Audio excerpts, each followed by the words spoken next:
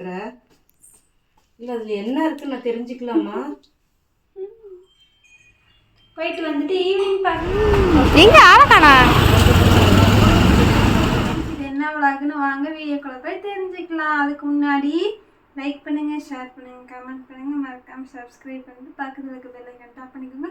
அப்பதான் தான் நாங்கள் போடுற வீடியோ உங்களுக்கு மிஸ் பண்ணாம பார்க்க முடியும். வாங்க வீடியோக்குள்ள போகலாம்.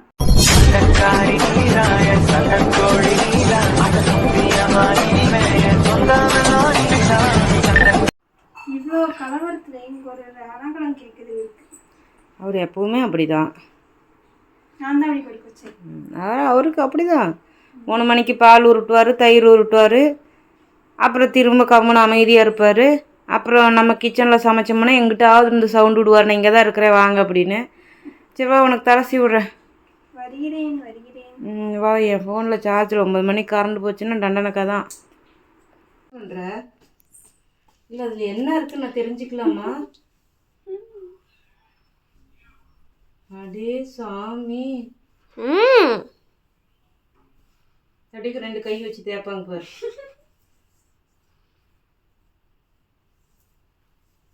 இதாங்க உங்க ரக்ஷோட அழகின் ரகசியம். ரசிகர் மன்றத்திலிருந்து வேற கேள்வி. ரக்ஷு நீ அழகின் ரகசியம் என்ன? என்னத்துக்கு இம்பிட்டு அழகா இருக்காங்கன்னு. இதுதான் அவங்க அழகு, இயற்கையின் அழகு ரக்ஷு.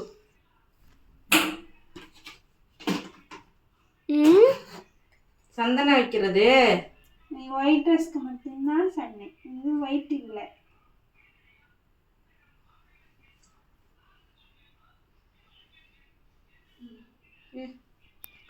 நீங்கெல்லாம் போய் சந்தனம் வைக்க சொல்ற, வேற ஏதோ கண்மையா போட சொல்ற, ஒரு சந்தனம் வைக்க சொல்ற, அது ஒரு குத்தமா? எப்போ அவ்வளோதான், ரெடி ஆயிட்டேன். வீடியோலே தெரிஞ்சிச்சு நீ தூக்கத்துல இருக்கீன்னு. சரி ஓகேடா தங்க, நம்ம இதை பார்த்துட்டு இருந்தா நம்ம ஒன்றும் பண்ண முடியாது. முடிச்சதுக்கப்புறம் தூக்கமாக இருக்கு. சரி ஓகே ரைட். எடுத்து வச்சுட்டியாடா? பணம் எடுத்து வச்சுக்க.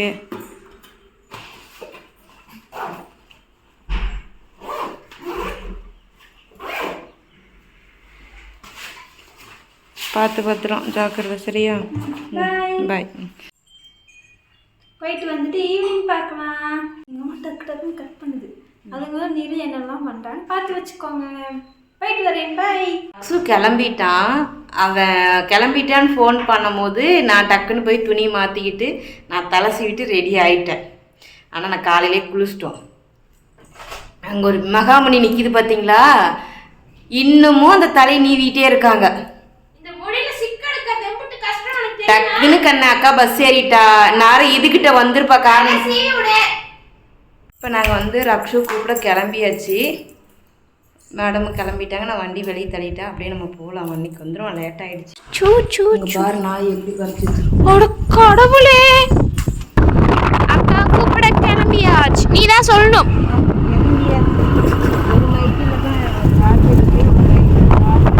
அதனால அது வீட்டில் சார்ஜ் ஏறுது. சோம்பேறித்தனம் வேற ஒன்றும் இல்லை.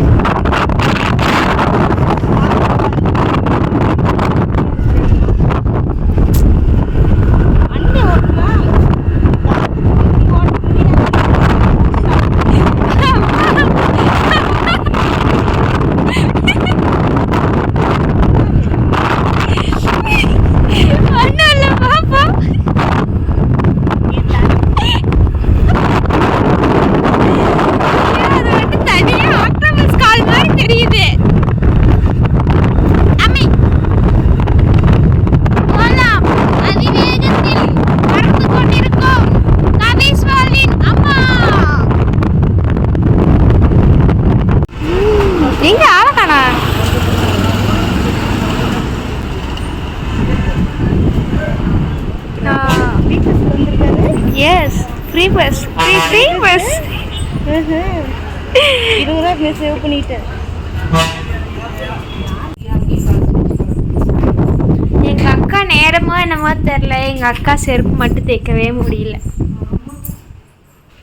அம்மா எங்க இது? எது? Mic box. அது சார்ஜ் இல்லதோ? இங்க ஆமா அப்புறம் நீ தான் சார்ஜ் போட்டு வர சொன்ன.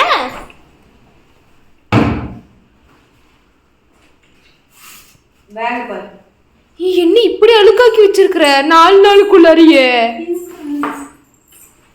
அது இன்னைக்கு இருந்து கொட்டிருச்சு என்ன சிக்கன். அங்க போய் என்னமா தேடுற சம்மந்தமே இல்லாம?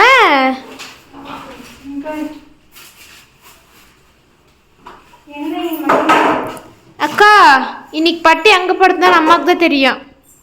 எங்க படுத்திருந்தா? சாப்பிடலையா? சாப்பிட்டதுக்கு அப்புறம் இது சாப்பிட்றதுக்கு முன்னாடி வச்சுது. இரு இதை கழட்டிட்டா அப்பதான் நாங்க 2 பேரும் பேசுறது கேட்கும். பட்டி எங்க படுத்திருந்தா?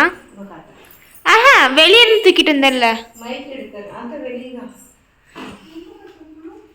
அக்கா என் ஸ்டோரி பாத்தியா? நல்லா இருந்துச்சு. நானே திரும்பி போட்டேன். சரி இங்க படுக்க வச்சுட்டு வந்தானே. ஐயோ ராசடி போன்லயே இங்க வாங்க. எங்க எந்திரிச்சிருச்சு. எங்க படுத்திருந்தான்னு வந்து பாரு. ஏன் ஃபிளாஷ் அடிச்சு காட்டுனா நீக்கு சடோன்னு.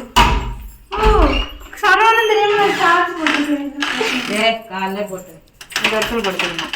நேத்து இந்த இடத்துக்கு கரெக்டா இங்க நடந்தா அதாவது எனக்கு என்ன திரும்ப தோணுது, அவனுக்கு வெயில் வந்து நல்லா இருக்குன்னு நினைக்கிறான் போல.